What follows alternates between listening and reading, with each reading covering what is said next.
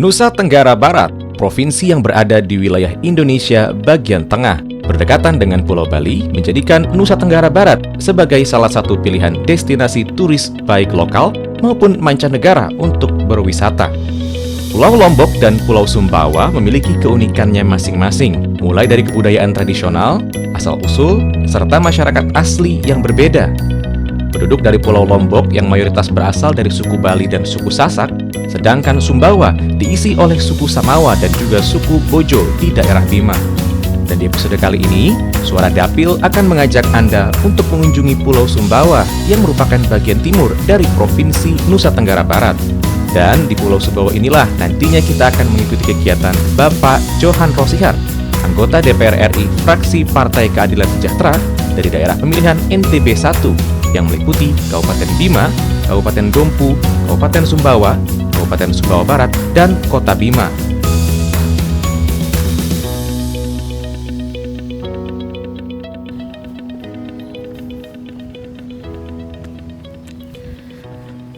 Pemirsa Suara Dapil, pada tahun 1885 Istana Dalam Loka, istana di belakang saya ini dibangun oleh Kesultanan Sumbawa. Dan pada saat itu katanya istana ini dibuat sekitar kurang lebih 90 hari dengan 99 tiang sebagai lambang dari Asmaul Husna. Dan Kesultanan Sumbawa memang merupakan salah satu kesultanan yang menganut ajaran Islam. Nah, setelah kita mengeksplor Istana Dalam Loka ini, nantinya kita akan mengikuti kegiatan salah satu seorang anggota DPR RI dari daerah pilihan NTB 1, yaitu Bapak Johan Rosihar dari fraksi Partai Keadilan Sejahtera. Nah, seperti apa kegiatan beliau selama di daerah pemilihannya? Ikuti terus perjalanan kami dalam program Suara Dapil, Suara Daerah Pemilihan.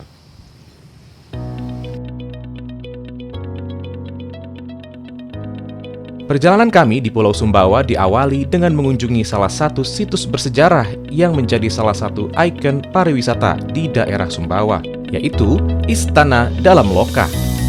Istana Dalam Loka merupakan salah satu istana peninggalan dari masa Kesultanan Sumbawa yang menganut ajaran agama Islam yang berdiri sejak tahun 1648 hingga tahun 1958. Berdiri kokoh di tengah kota Sumbawa Besar, Nusa Tenggara Barat, Istana Dalam Loka merupakan saksi sejarah yang memperlihatkan kejayaan Kesultanan Sumbawa pada zamannya. Dibangun pada tahun 1885, bangunan yang berarti Istana Tua ini diprakarsai Sultan Muhammad Jalaluddin Shah III yang menjadi Sultan ke-16 dari dinasti Dewa Dalam Bawah. Berbentuk rumah panggung dengan luas bangunan 904 meter persegi, Istana Dalam Loka terlihat sangat megah. Istana yang dibangun dengan bahan kayu ini memiliki filosofi bahwa semua aturan adat istiadat maupun nilai-nilai dalam sendi kehidupan masyarakat Sumbawa harus bersemangatkan pada syariat Islam. Lambang keislaman juga dapat dilihat pada kayu penyangga yang berjumlah 99 yang bila diartikan mempunyai kesamaan dengan sifat Allah Subhanahu wa Ta'ala atau Asmaul Husna. Istana Dalam Loka dibangun dengan sistem baji yang berarti bangunan ini memiliki tingkat kelenturan yang tinggi apabila terjadi gempa bumi. Pulau Sumbawa dikenal sebagai daerah penghasil produk peternakan. Hal ini dikarenakan peternak merupakan salah satu mata pencaharian sebagian besar penduduk di pulau ini. Sistem beternak yang diterapkan oleh peternak di Sumbawa cukup berbeda dibandingkan peternakan pada umumnya, di mana sepanjang perjalanan Anda akan menemui banyak sekali hewan ternak seperti kuda, sapi, kerbau, lembu, hingga kambing yang tidak diikat ataupun dikurung di dalam kandang. Mereka dibiarkan bebas bergerak di kebun ataupun di sekitar pemukiman warga. Hal ini yang akhirnya membuat Pulau Sumbawa dikenal akan produksi olahan susu kuda liarnya. Dan saya berkesempatan untuk mengunjungi salah satu peternakan kuda dan berkesempatan langsung untuk melakukan proses pemerahan susu kuda.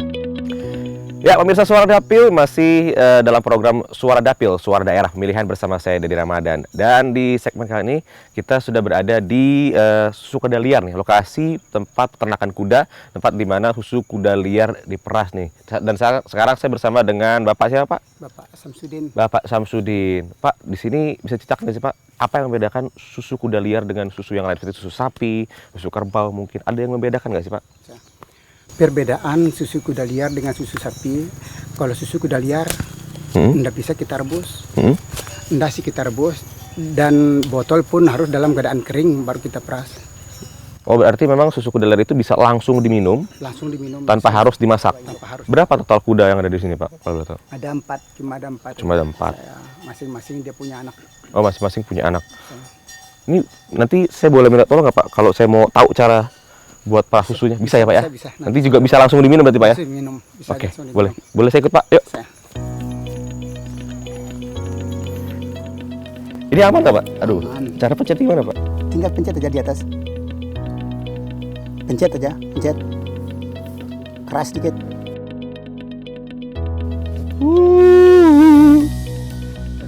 Nah, pemirsa, ini susunya yang tadi sudah diperas oleh Pak Samsudin dan juga saya. Walaupun saya cuma ngeliatin karena takut ya pemirsa ya. Pak, ini susu tadi sudah diperas, Pak. Mantap. Nah, tadi saya juga sudah cobain yang sebelumnya. Nah, Ya. ini yang baru. Coba. Ya. Boleh Bapak dicoba, silakan Bapak. Ini susu kuda liar. Saya punya resep khusus ya dengan susu kuda ini. Ya, susu kuda taruh kita kira 3/4 gelas, baru ditambah minuman soda untuk menghilangkan amisnya. Tambahin sedikit madu Sumbawa. Aduk, jos. Itu buat cowok-cowok nih yang mungkin olahraga. Ya. Cocok. Boleh Kita cobain dulu, Pak. kita coba ya. Kita coba yang murni, Yang murni. ya, tanpa campuran. Ya, Bismillahirrahmanirrahim. Seusai mengetahui cara memerah susu kuda, tim Suara Dapil pun diajak untuk mengetahui proses pengolahan dari produk turunan dari olahan susu kerbau dan juga kuda. Dan salah satu produk yang paling diminati ialah permen susu kuda dan permen susu kerbau. Walaupun sekilas tampak mirip, dua produk ini menawarkan cita rasa yang berbeda. Assalamualaikum. Udah. Ini Pak, Ya. ini proses Pengemasan. permen Oke. susu. Ya. Nah, setelah pengolahan tadi, jadi Nih.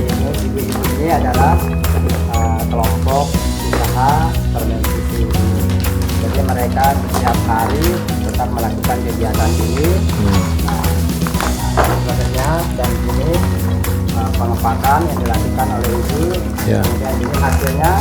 Kemudian hasil ini langsung dipasang di depan di kios tempat penjualan. Nah, nanti banyak tamu-tamu yang datang yang bisa menyaring. Ya. Untuk meningkatkan produksi dan nilai tambah produk apa yang Ibu ingin? Yang pertama saya melihat Ya. pengolahannya seperti itu, Ya. manual dan sangat terbatas. Ya. Jadi sangat terbatas ininya produksinya karena mungkin belum ada alat untuk mengelola yang lebih banyak. Ya. Karena kalau kita lihat kebutuhan daripada permen susu ini sangat tinggi ya. saat ini. Biasa sampai 100-200 kilo biasanya. 100-200 kilo keluar. Dengan proses pembuatan yang masih sederhana, produk yang dihasilkan per harinya dapat mencapai puluhan hingga ratusan bungkus permen. Sebagai anggota DPR RI dari Komisi 4 yang membidangi permasalahan peternakan, membuat Bapak Johan Rosihan merasa perlu untuk memperhatikan apa saja yang dibutuhkan oleh para peternak hingga pengusaha produk olahan dari peternak yang nantinya dapat bermanfaat bagi kesejahteraan masyarakat di dapilnya, serta memajukan industri peternakan di daerah pemilihannya.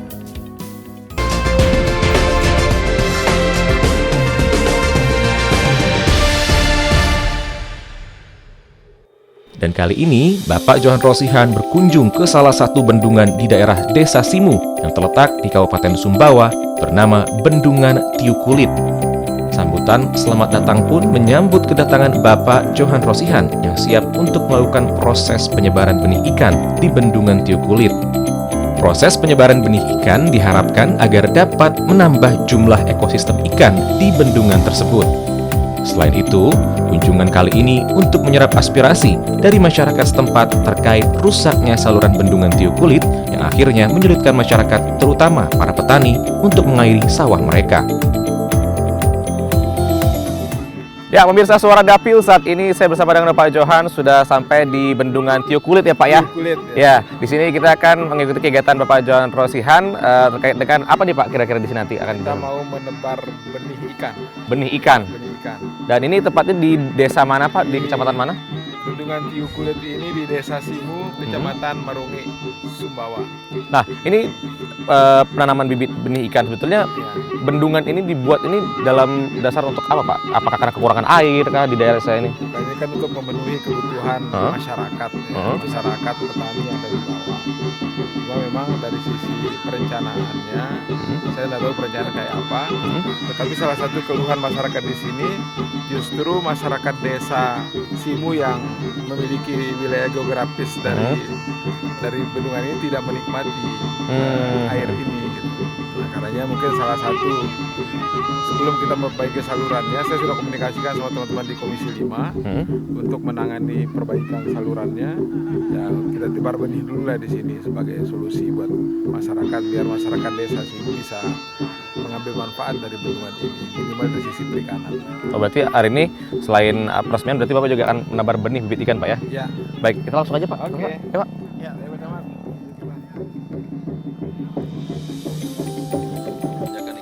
Pak, ini kira-kira ikannya ikan apa nih Pak yang akan ditebar pada hari ini Pak? ini karper nih ya. Iya. Ikan karper. Ini karper sama nila. Jadi ada ikan nila, karper, dua jenis ya. Dua jenis karper.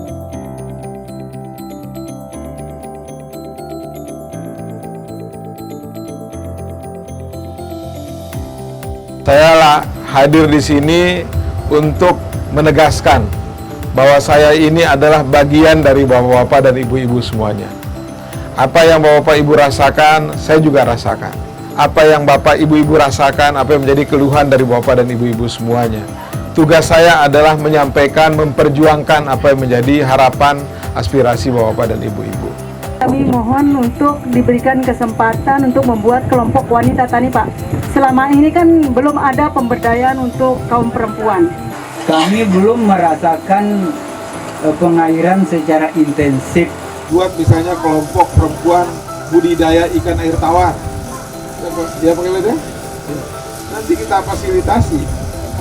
Ya. Saya punya pelatihan Bu untuk itu. Dan saya sebagai wakil bapak-bapak dan ibu-ibu sekalian akan mengawal apa yang menjadi keinginan aspirasi dari bapak dan ibu. Usai menyerap aspirasi serta melakukan tebar benih ikan di bendungan, kami langsung menuju ke salah satu tempat pengolahan pupuk organik di daerah Sumbawa. Ya, pemirsa Suara Dapil masih di program Suara Dapil, Suara Daerah Pemilihan bersama saya Dede Ramadan bersama juga Bapak Johan. Dan kita di sini sedang di suatu industri ya Pak ya? Ya. Industri tempat pembuatan pupuk organik. Di sini milik dari Bapak Nur Fajri Saputra atau akrab disapa Mas Aik. Ya. Iya Mas ya. Nah, pupuk organik ini memiliki merek pupuk Sakti. Jadi Mas Aik ini sudah bisa memproduksi ini. Cuma persoalannya itu adalah dia belum bisa mendistribusikan kepada pihak-pihak lain, ya kan? Karena belum memiliki izin edar dari Dirjen PSP Kementerian Pertanian. Nah karena itu, ketika saya pertama kali bertemu dengan Mas Aik ini, saya langsung berkoordinasi dengan Pak Dirjen PSP dan alhamdulillah direspon secara cepat. Nah, alhamdulillah saat ini Mas Aik ini sudah didampingi ya, sedang didampingi sama pihak kementerian untuk mengurus izin edar itu. Nah, insya Allah kalau sudah ada izin edar, ini sudah bisa dijual di publik. Untuk mengunjungi salah satu petani yang telah menggunakan pupuk organik Sakti. Dalam kesempatan tersebut, kami pun berkesempatan untuk berbincang dengan para petani di Kabupaten Sumbawa terkait hasil menggunakan produk pupuk organik, serta tak lupa Pak Johan Rosihan menanyakan perihal penyampaian aspirasi dari pihak petani kepada wakil rakyatnya agar permasalahan dapat dibawa ke forum rapat bersama dengan pemerintah untuk ditindaklanjuti. Ya, pemirsa Suara Dapil, saat ini saya sudah tiba bersama dengan Pak Johan Rosihan dan juga Mas Aik. Di sini juga bersama dengan para petani dari daerah Liang Sembang ya Pak ya, dari kawasan Samota. Dan ini merupakan wilayah yang menggunakan pupuk sakti dari Mas Aik tadi. Nah, Pak Nasib, tadi katanya Bapak menggunakan pupuk yang merek pupuk sakti Pak. Ya, sakti. Perbedaannya apa Pak setelah menggunakan pupuk sakti? Karena begini ya Pak ya, karena kita orang tidak punya, pupuk itu semua kan agak mahal. Bersyukurlah mumpung ada pupuk sakti ini, kita petani yang lemah ini kita memakaikan itu agak kami puas. Karena apa? Batang jagung kita enggak kayak dulu. Permasalahan yang kita alami saat ini, satu sisi kita kelemahan pupuk. Ya, yang kita perlukan kalau wilayah Samota ini kan yang naik grade-nya itu kan PAC 789, 339, P27, NK Sumo. Tapi sudah langka, mahal juga, mungkin gimana cara di lapangannya itu juga, itu yang kita merasa kesulitan sebagai petani. Tanggapan Pak Johan sendiri Pak bagaimana Pak? Ini kan tadi meminta bantuan dari segi bibit Pak, yang kadang kesulitan didapat oleh petani di Sumbawa Pak. Kira-kira Bapak sendiri apa sih Pak permasalahan yang akhirnya membuat para petani di sini sulit mendapatkan bibit? Ya memang tahun ini ya ada 2 provinsi yang di stop bibitnya, NTB dan Sulawesi Barat. Nah mudah-mudahan dengan keberadaan kita di DPR RI nanti ini persoalan ini bisa kita fasilitasi secara bagus ya, supaya tidak ada lagi persoalan-persoalan. Kita juga berharap kepada pemerintah agar jangan mempermainkan persoalan bibit, persoalan pupuk ini sehingga masyarakat membutuhkan bibit pada saat tepat ya. Tepat waktu, tepat sasaran ya. Karena pertanian ini tidak boleh seenaknya kita. Ya, jangan paksa kita menyesuaikan diri dengan alur kerja pemerintah terhadap pertanian. Yang harus kita pikirkan adalah kita yang harus menyesuaikan dengan iklim. Baik, sudah cukup Pak ya, tadi sudah disampaikan semua Pak ya. Aspirasi sudah disampaikan. Pemirsa, tadi aspirasi sudah disampaikan oleh para petani di daerah mana tadi Pak? Daerah Liang Sembang, kawasan Samota, dan juga tadi sempat juga membahas bagaimana pupuk sakti oleh Mas Aik dan juga para petani yang menggunakan pupuk sakti bersama dengan juga Pak Johan Rosihan. Nanti kami masih akan mengikuti kegiatan Bapak Johan Rosihan selama di daerah pemilihan Dapil NTB 1. Pastikan Anda tetap bersama kami dalam program Suara Dapil, Suara Daerah Pemilihan.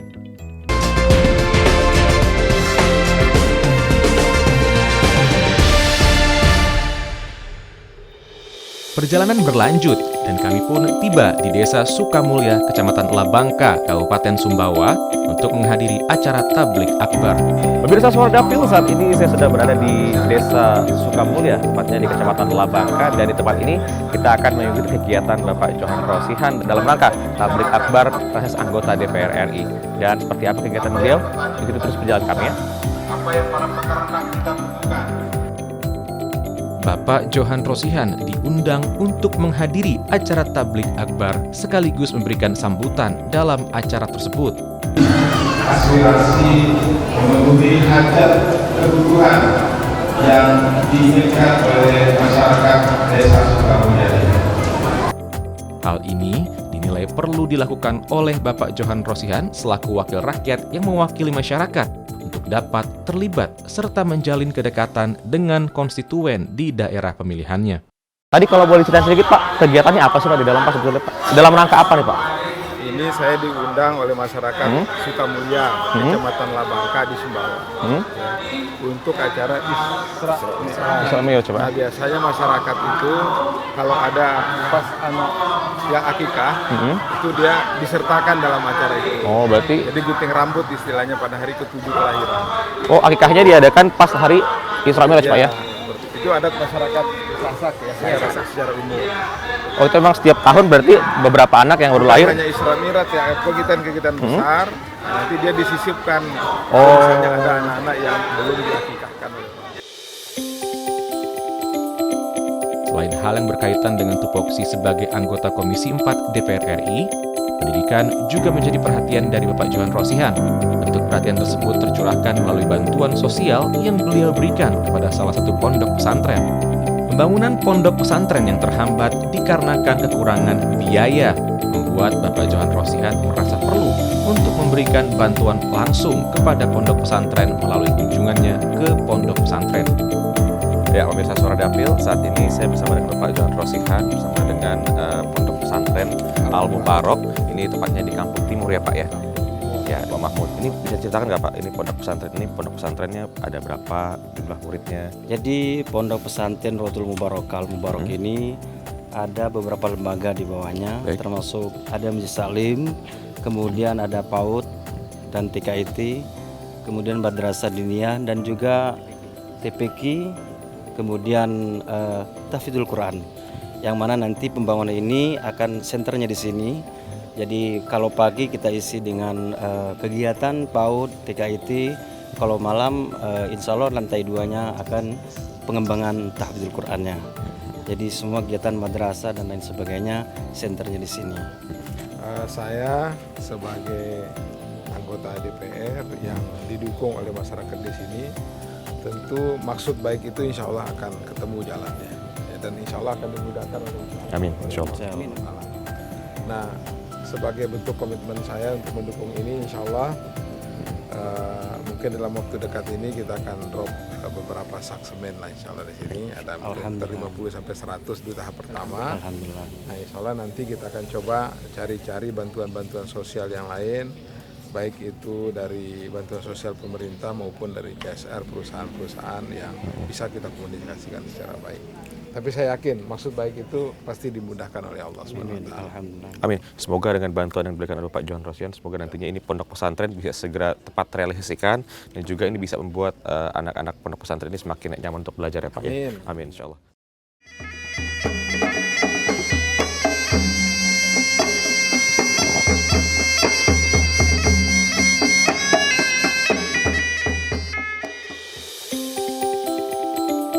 Safari Gemar Ikan atau Gerakan Memasyarakatkan Makan Ikan merupakan acara yang selanjutnya menjadi tujuan dari kegiatan Bapak Johan kali ini. Acara ini diselenggarakan oleh pemerintah Kabupaten Sumbawa bersama dengan Kementerian Kelautan dan Perikanan yang turut serta mengundang anggota DPR RI dari Dapil NTB 1.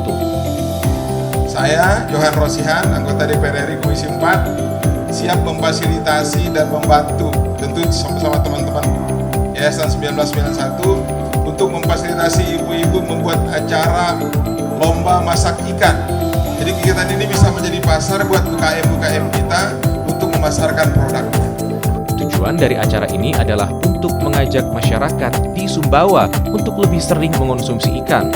Mengingat produksi penangkapan ikan di Kabupaten Sumbawa mencapai 547.044 ton dengan komoditi utama ikan kembung, tongkol, kerapu, dan tuna. Sedangkan budidaya sebesar 585.207 ton dengan komoditi utama yaitu udang, kerapu, mutiara, rumput laut, bandeng, dan bawal hitam. Baik, Pak, di sini tadi kan kita udah ada mengikuti gerakan atau safari Gemar Makan Ikan atau Gemar Ikan. Ini adalah safari gerakan masyarakat makan ikan. Sebetulnya ide ini merupakan dari pemerintah pusatkah atau memang dari pemerintah daerah, Pak? Kalau boleh. Ini adalah program dari Kementerian Kelautan Perikanan. Nah, saya ketika melakukan pembahasan, setelah tahu ada acara ini, saya langsung coupling. Di Sumbawa harus ada sekali. Baik. Gitu. Karena apa? Karena memang potensi perikanan kita ini besar di Sumbawa. Ya, ini adalah potensi yang cukup besar di Sumbawa dan kita juga tahu bahwa Sumbawa selain juga pertanian juga kuat, juga tinggi Pak, dan juga di sini perikanannya juga tinggi Pak, karena memang banyak sekali nelayan yang ada di Sumbawa ini. Nah, saya beralih ke Bapak Bupati dulu Pak. Ini potensi kelautan dan perikanan di NTB secara garis besar seperti apa Pak? Khususnya Sumbawa, potensi perikanan kita itu sangat besar, bukan hanya besar, tapi sangat besar. Nah, wilayah Sumbawa ini dari ujung barat sampai ke ujung timur itu luar biasa karena pesisir pantai semua laut, laut utara. Nah, kemudian masuk ke Teluk. Nah, sehingga potensi ikan itu sangat besar. Banyak macam ragam ikan yang ada di sini. Bahkan ada ikan yang terindah kalaupun tidak dimakan, tapi ini punya potensi juga yang namanya hiu paus yang tidak ada di tempat lain. Itu. Nah, Baik, kita tambahkan juga sedikit dari Bapak Mahmud, Pak, selaku Direktur Pemasaran dari KKP. Bagaimana Pak Bapak melihat terkait potensi kelautan perikanan di NTB, Pak? Potensi kelautan perikanan di Indonesia itu sangat luar biasa. Sebagaimana kita ketahui bahwa 70% itu adalah lautan. Sehingga potensi perikanan Indonesia itu bersumber dari laut dan tentu juga dari darat. Sehingga sumber pangan yang ada di Indonesia yang terutama dari laut. Oleh karena itu, upaya kita untuk meningkatkan gizi masyarakat, sumber pangannya ada di laut. Baik. Nah, sekarang kita beralih ke Pak Johan, Pak. Ini dari segi legislasi mungkin atau mungkin sosialisasi yang akan dilakukan oleh Komisi 4, Bapak selaku anggota Komisi 4 DPR RI. Apa yang akan dilakukan oleh Komisi 4 nantinya untuk bisa selain meningkatkan kesejahteraan dari nelayan itu juga, tentunya ini juga bisa meningkatkan kesadaran masyarakat untuk bisa gemar makan ikan, Pak. Hari ini acara Safari Gemar Ikan ini ada di beberapa titik. Bahkan saya ngomong sama Pak Direktur tadi, sampai akhir bulan ini full, Pak ya. Full yang dilaksanakan oleh anggota Komisi 4. Nah, saya sangat optimis sekali teman-teman anggota Komisi 4 itu melihat fakta secara langsung bagaimana bersemangatnya masyarakat dengan kegiatan ini. Nah, ke depan tentu ini akan terus kita galakan, ditambah anggarannya, diperbanyak lokasinya, sehingga kegiatan ini dirasakan manfaatnya oleh masyarakat. Sampai sesuai dengan keinginan dari program ini, masyarakat itu gemar makan ikan, kemudian cara berpikirnya juga bagus, yang penting pola makan, pola hidupnya nanti akan berubah dengan berbasis ikan. Baik, semoga dengan adanya program Gemar Makan Ikan itu atau Safari Gemar Ikan ini nantinya bisa selain meningkatkan kecerdasan dari anak-anak bangsa juga, karena merupakan gizi yang sangat tinggi dalam kandungan ikan dan juga terutama di Sumbawa ya Pak ya. Pak, sebelum kita mengakhiri Pak, bisa nggak Pak kita yel-yel kayak tadi yang di atas panggung Pak? Bareng-bareng Pak ya. Makan ikan, sehat. Makan ikan, kuat. Makan ikan, cerdas. Makan ikan, yes, yes, yes. Pemirsa, rasanya senang sekali dapat mengunjungi pulau yang sangat luar biasa ramah-ramahnya, sangat luar biasa indahnya. Dan terima kasih tentunya kepada Bapak Johan Rosian yang sudah mengundang kami, Pak. Terima kasih banyak sudah mengajak tim Suara Dapil untuk bisa bersama-sama Bapak mengikuti kegiatan Bapak selama menyerap aspirasi. Terima kasih banyak Pak. Sehat-sehat terus selalu. Semoga bisa menjadi inspirasi bagi seluruh masyarakat Indonesia, Pak ya. Pemirsa, dan berakhirnya sudah rangkaian acara Suara Dapil pada hari ini. Saya Dede Ramadan dan juga saya Johan Rosian, anggota Komisi 4 DPR RI. Mengucapkan terima kasih atas perhatian Anda dan sampai jumpa. Johan Rosian untuk Pulau Sumbawa. Yes, yes, yes.